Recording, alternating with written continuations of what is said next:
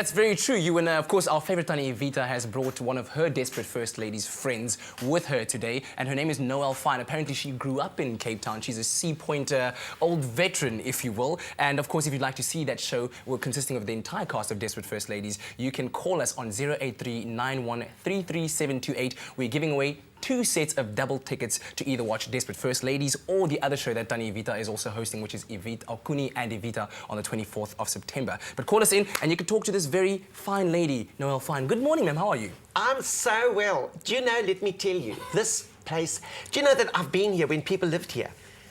People lived here. Before we came here? Yes, they've gone to Australia now. You people are here. And I must say, it's absolutely outstanding. It's amazing what you can do with a camera, hey? Because it looks so big on TV. But it is actually big, really. It's so nice.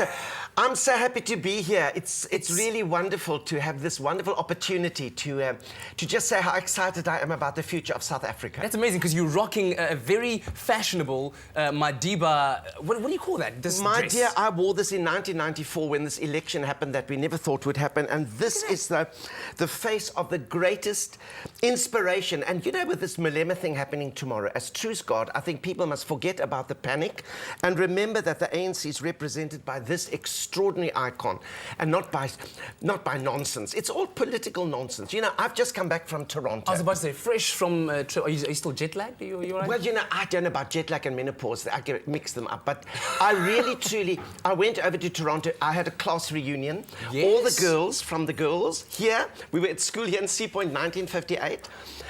We had this school reunion in Toronto because they all live there. I mean, they live in Canada and San Diego and London. I'm the only one with a South African passport. Can you believe it? Really? Me, the schmuck, with a passport that any Al Qaeda operative gets in his Christmas stocking as his do-it-yourself survival kit. South African passport. Oh, my goodness. Yeah, and anyway, I must say, I didn't quite enjoy it because they're so negative. You know, what is it with South Africans? The moment they leave the country they love, they start hating it. They said to me, South Africa's going down the drain. Your standard of living is going down the drain. Your soccer World Cup should have gone down the drain. I said, listen, schmucks, at least it's our drain. Do me a favour. But it's so glad. I see you like using the word nice to be here in Cape Town. You know, what is it? Your Deaf Day today, isn't that what you say it is? Yes, it's Deaf Awareness Day, and we've been learning about sign language. We know that this means I love you, this means Springbok. Oh, that's so nice. I wished I'd known this in Toronto. I could have done that to all those rude taxi drivers. But you know, when I drive in my car here, the taxis in Cape Town go back and forth. They hoot at me, and they're so friendly. They pass me, and then they wave. They probably think I'm deaf. They go waving, you know. It's so sweet of them, I must say. It's very nice. Okay, so we have somebody on the line that would like to speak to you right now. Yes. Are you ready? Are you ready? Oh, my goodness, yes. Vickers, you're live on Expresso. Good morning. Vickers, do I know you? I don't know, man, but I was at the Beaches Peron this weekend. I just want to know if you have anything to do with the decorating there. Oh, my goodness me, I don't think so. That's Afrikaans Baroque.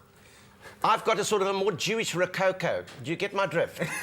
I mean, my things are not second-hand, they are new. Fantastic.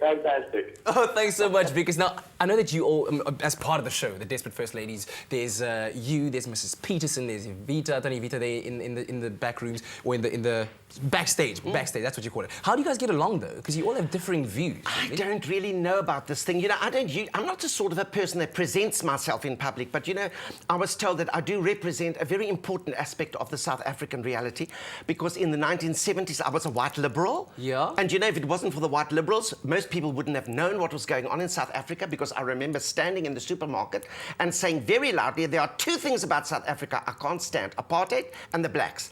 And if it wasn't for the white liberals, who would have known those things? You are saying that in front of a black person. You do realise you're not a black person, you're a South African with rights, South African with dignity, and a South African with a future. Don't hide behind your colour. It doesn't impress me. I'm a member of the ANC. The ANC is a non-racial, non-sexist, and in many ways nonsensical organisation, but I'm not a token member of the ANC. I am Nowell Fine, citizen of South Africa, and proud of it, and loving this wonderful man.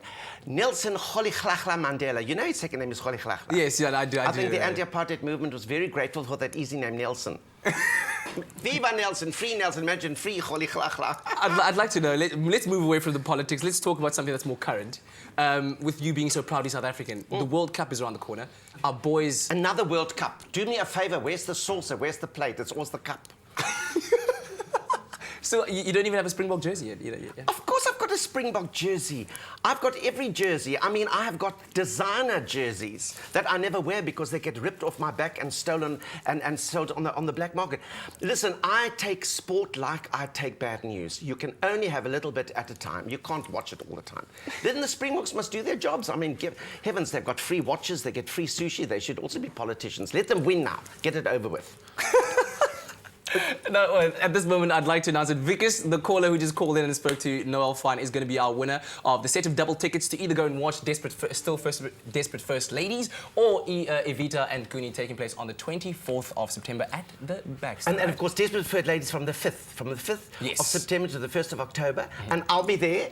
And I really, truly, I just hope I can have my hair done properly. You know, I haven't got a maid.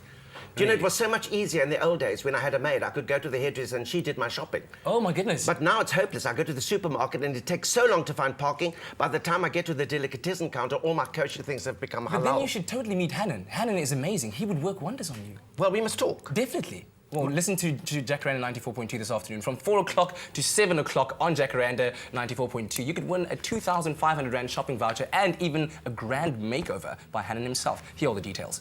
Stay with Expresso and SABC3.